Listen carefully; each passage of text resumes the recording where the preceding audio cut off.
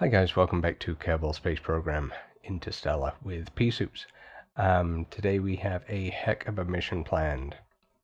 We are going to be going to Minmus, that tiny little moon on the edges of Kerbin's orbit. Let's take a look at that mission. Explore Minmus. We do have a couple of other missions, but this is the one we're concentrating on right now. And we're going to be going above and beyond, because this mission only calls for a flyby and a return. We're going to go one more step on that one, because we want to make use of all of our time efficiently, and also funds. If we're sending someone out there, then we may as well do it right. Go big or go home. So, to prepare for this, we spent some of our research from the last mission. A couple of them, I believe it's survivability, enhanced survivability, and aviation. We just grabbed those to make sure that we're kind of caught up with the rest of the nodes.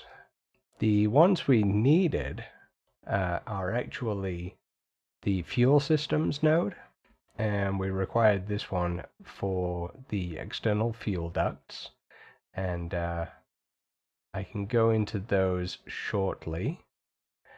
Advanced fuel systems, which we needed these big fuel tanks for, and heavy rocketry, which we required the skipper liquid fuel engines for.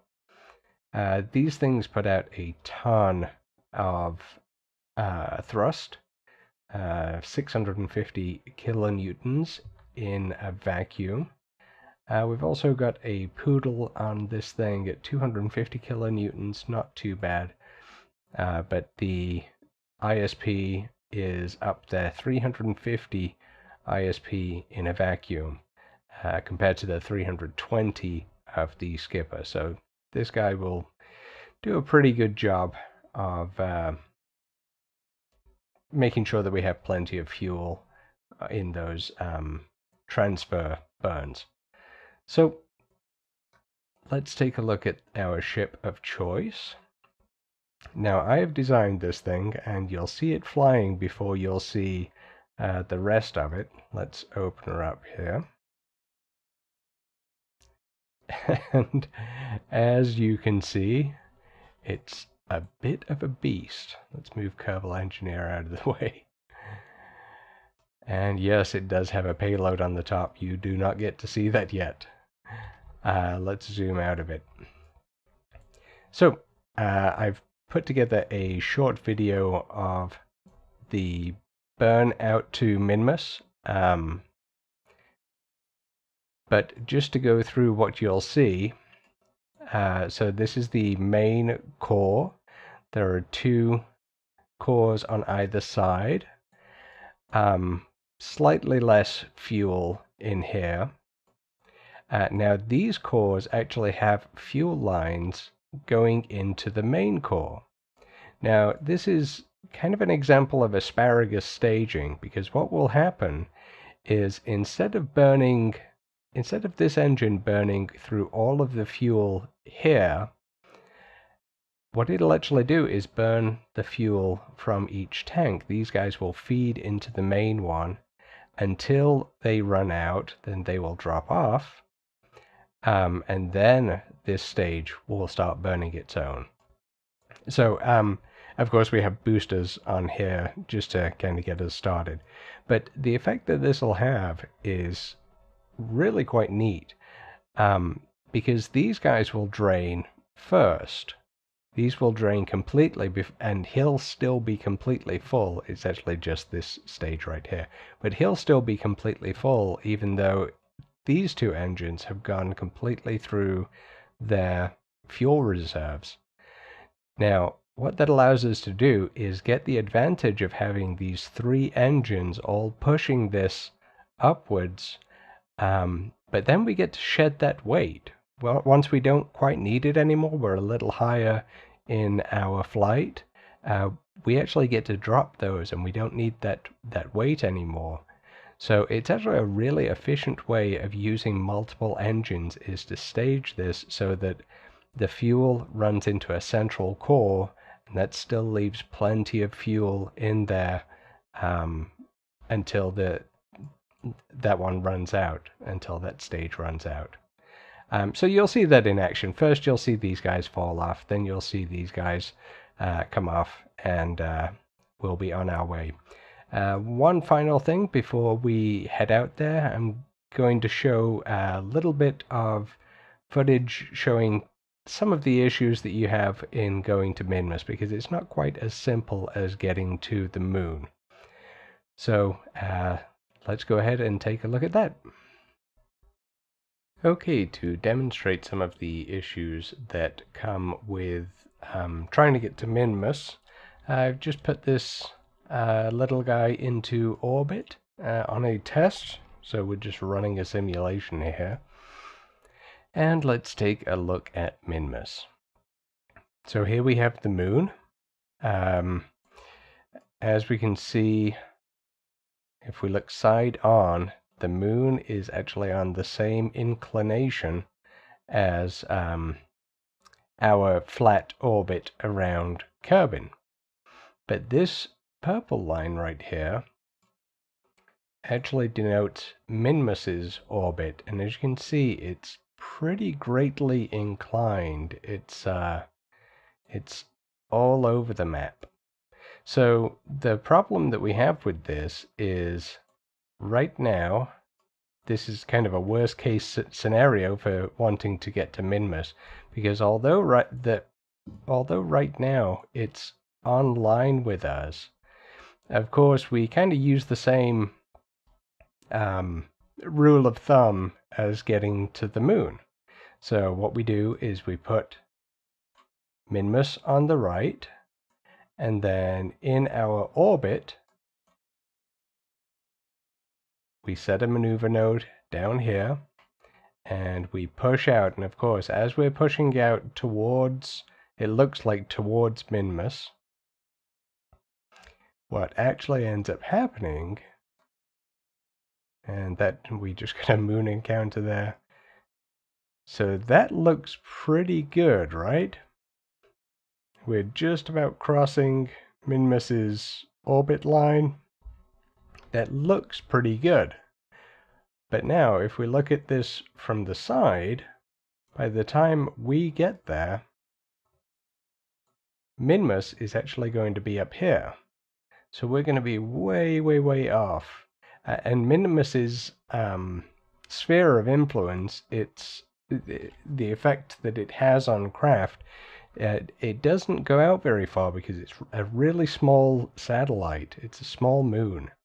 So it's not going to be able to pull us in. I don't think we'd even be able to be pulled in by the moon with that. So that is one issue. Really, that's much worse than the fact that it's further out, because as we can see here, let's push out to the moon just as an example. Oh. Okay, so to get to the moon, that's about 850 delta V, meters per second delta V, 850. To get to Minmus, at least in the correct plane, if it's in a line with us, it's only 909 delta V. So it's only actually 60 more delta V, even though it's so much further out. I mean, from here we're looking, you know, it kind of looks like the moon's just in our neighborhood right here. And Minmus is all the way out here, so it looks like it's going to take way more delta V to get out there, when in reality it's not very much at all. It's only 60 meters per second more delta V. So usually what we'll want to do in this situation is wait until Minmus is actually in a position where by the time we encounter it, it's actually going to be at one of the ascending or descending nodes, so we'll be able to hit it. And In fact, we won't wait for it, but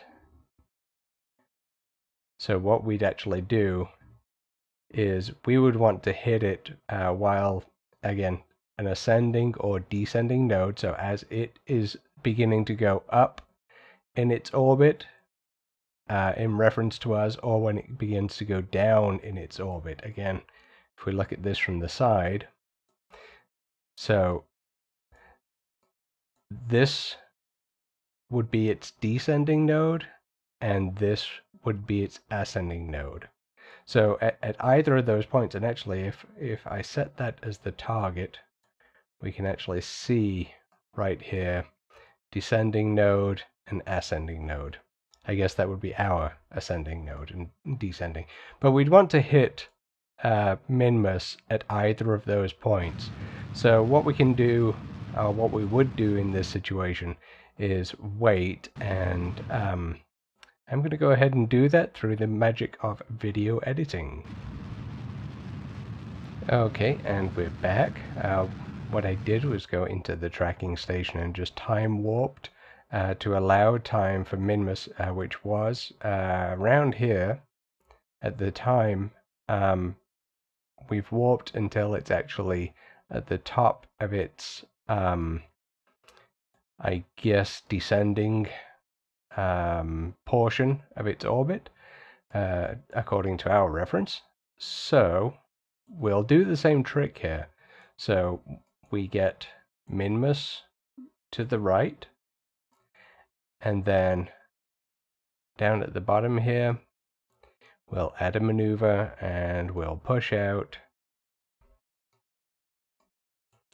Okay, so it looks like 908.5 meters per second. And if we look at our map here, we can see we're still a little bit off, but we're much, much closer to where Minmus is going to cross. And of course, we get our Minmus encounter over here. It's probably not a great encounter, not terrible, 600 kilometers, but it does get us an encounter. We could use that. And we don't have to worry about it being all off kilter as it did there. So that's some of the issues that we do run into trying to get to Minmus. And one of the ways that you can kind of counteract that. So with all of that said, I think we're just about to go to Minmus with our rather large vehicle.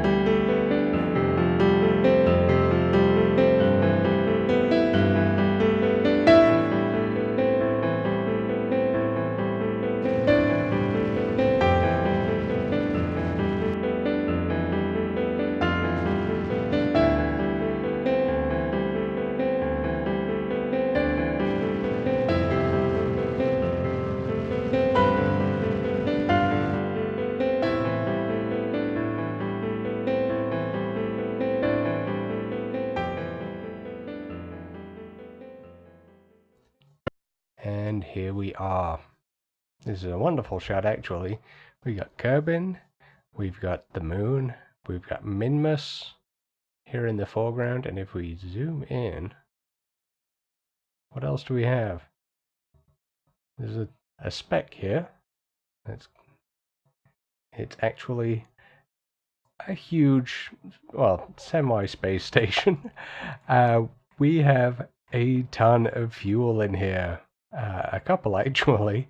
We got 10 tons of fuel in this thing. It's quite large, as you can see. Here's our usual lander module, and the diameter of these tanks are the usual diameter. So this tank is absolutely massive. Why do we have so much fuel here? Well, I admit it is kind of overkill. We aren't going to need quite as much fuel as this. But what we are going to need is a place to use it, a way to use it, and maybe that has something to do with this mess over here. And of course, indeed it does. We actually have 3 vehicles all strapped in a line here. Our first vehicle is right here, and this is actually our lander. As we can see, in fact, if I just rotate a little bit into the light, we have our science on here. We've got our experiments, the Science Junior. So we have all of the experiments that we need. We have a lander can, we have some fuel, and we have these tiny little motors on here, these tiny little engines, and also some landing legs. What we also have on here is RCS. Let's actually take a look at that. Let's grab Bob, and if we have him jump off, let's try and do this while we're still in the light, because it looks like the light may not be here for much longer for this Minmus day.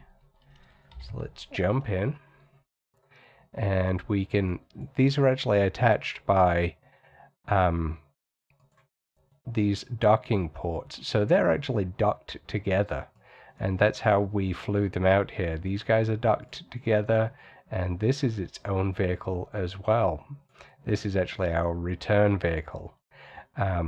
So all we have is a small fuel tank on here, which is going to allow us to deorbit from Minmus and go back down to Kerbin once we are ready to do so. But it's going to be a while until we are ready, because let's decouple this. And if we switch over vehicles, we use our square brackets to do that. And these guys are RCS tanks. Now, RCS, I believe it's reaction control system. These are actually filled with monopropellant. What that allows us to do is use short bursts from these controllers. Thruster blocks, that's right. We can use short bursts from them if we turn RCS on, which will allow us to very, very accurately move in all directions if we want to go. Let's get a better view of this. And I believe locked is the best for this style of navigation. But we can go up, we can go down, of course, left and right, and also backwards and forwards. So we're not limited to whatever direction these thrusters are pointing. Looks like we may want to circle around, so I will dock until we get back into the sunlight here. So let's set this one as the target, and let's stop our rotation and get set up here for docking.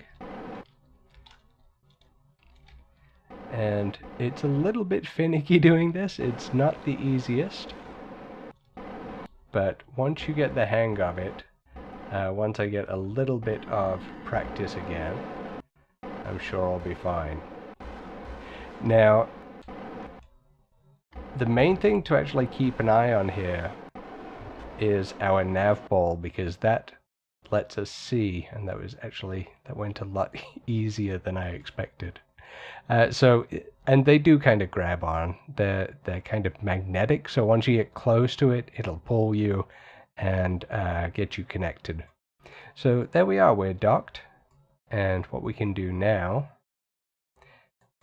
is we can select all of these tanks. Because we use some of our monopropellant, I actually brought a bunch more with us to make sure that we are ready to go. So let these guys fill up. So the plan here is we have just enough fuel on here to make a trip down to Minmus. Now I've brought Bob along. I'm sure you know why. Because we can get science. We can actually get a lot of science. Because we can go down to Minmus, grab science for a biome, come back up, store our experiments, refuel, and then drop back down to Minmus again to get science from another biome. We can do that as many times as we like because we've got enough fuel here.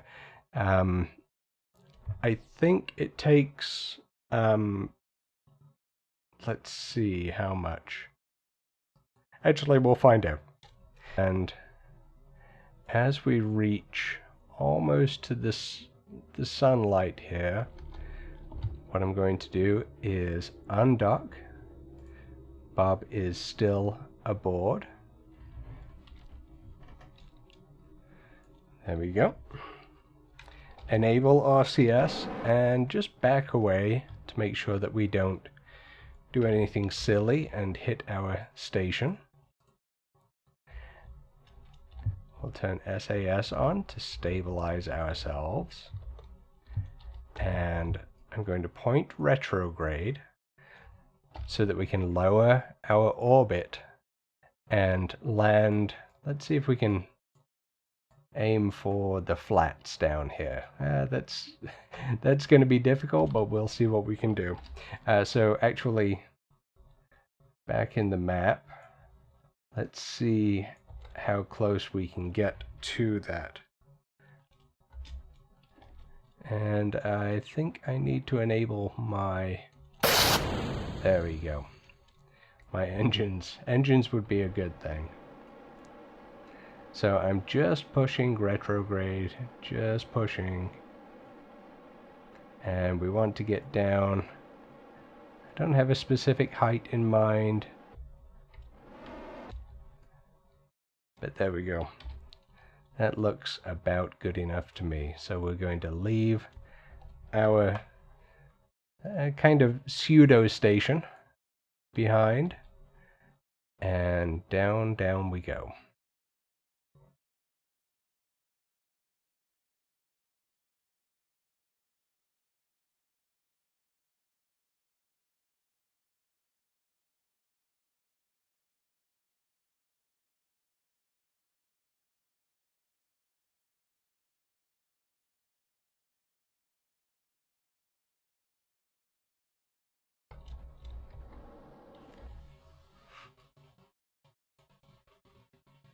I'm not the greatest with these landings,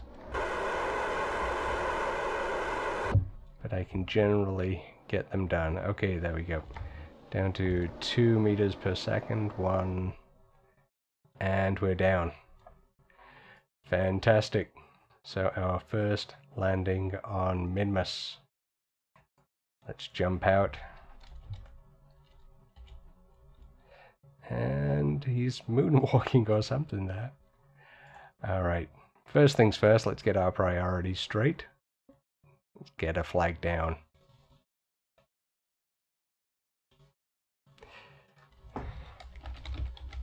Minmus. What a trip. That's good enough for me. First landing. There we go. So we know there's actually a good reason to put down flags because on our map view we can actually see the flags. Right now Bob is covering it, but we can actually see the flags, and that lets us see where we've landed. So we can kind of sort of track biomes through that.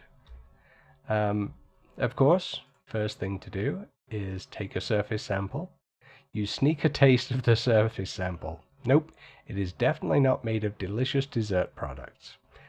I think the Kerbals thought that this place was made of Angel's Delight or something like that.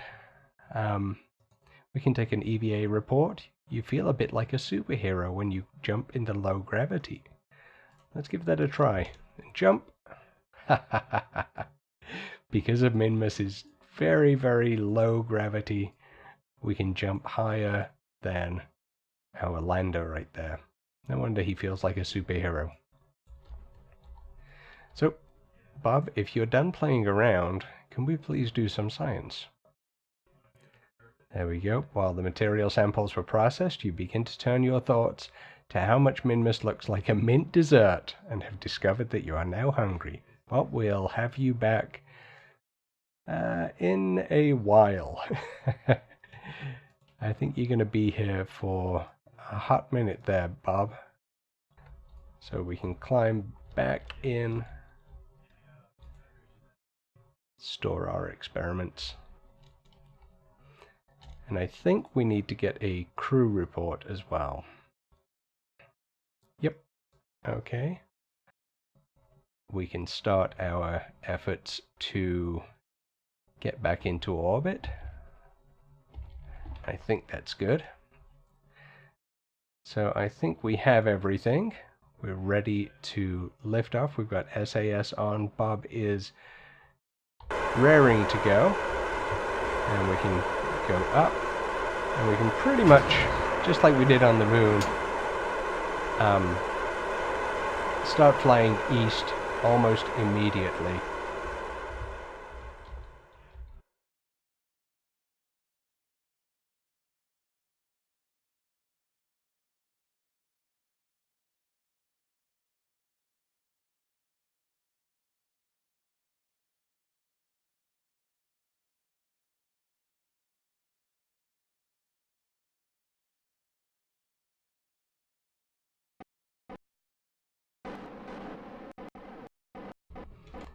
And again, keeping your eye on that nav ball at the bottom at all times.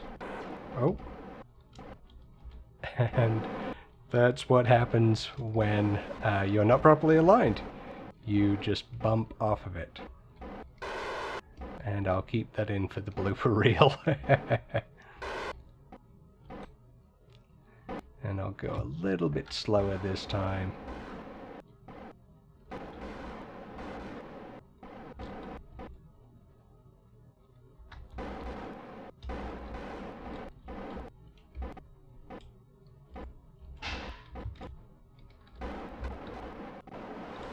And looks like we're good.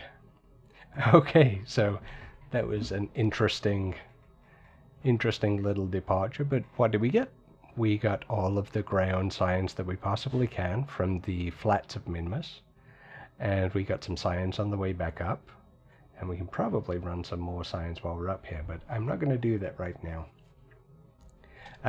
What we can do is select our fuel tanks, and so we right click on the fuel tanks, hold Alt, and select all of the ones that we want to interact with,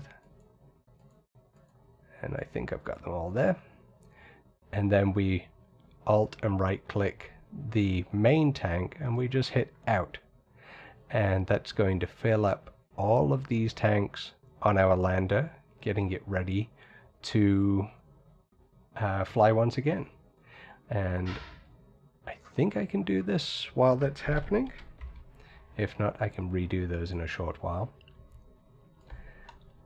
But just to make sure that we get everything we need for our science. Come on, Bob. Let's do our thing. Let's collect the data, restore that. Oh, I'm on the wrong side.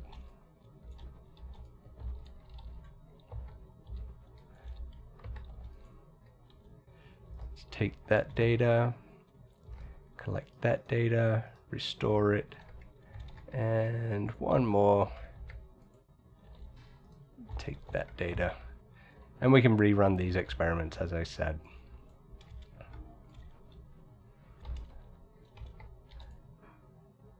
We can store our experiments on our return vehicle. So now that is ready to go with enough science for just one trip. Now what I'm going to do is I'm going to repeat that process for as many of the biomes as I can get to, which should be, I think, 6 or 7. There are 2 biomes that I'm not going to be able to get to with this vehicle, and they're actually the North and South Pole,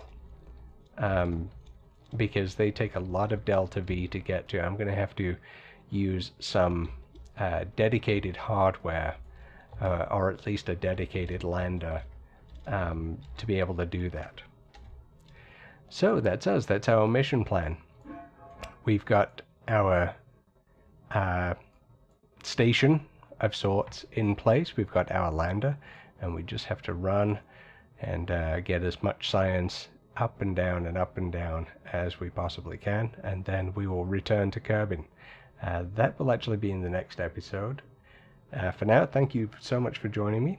I hope you enjoyed it, and I'll see you again soon.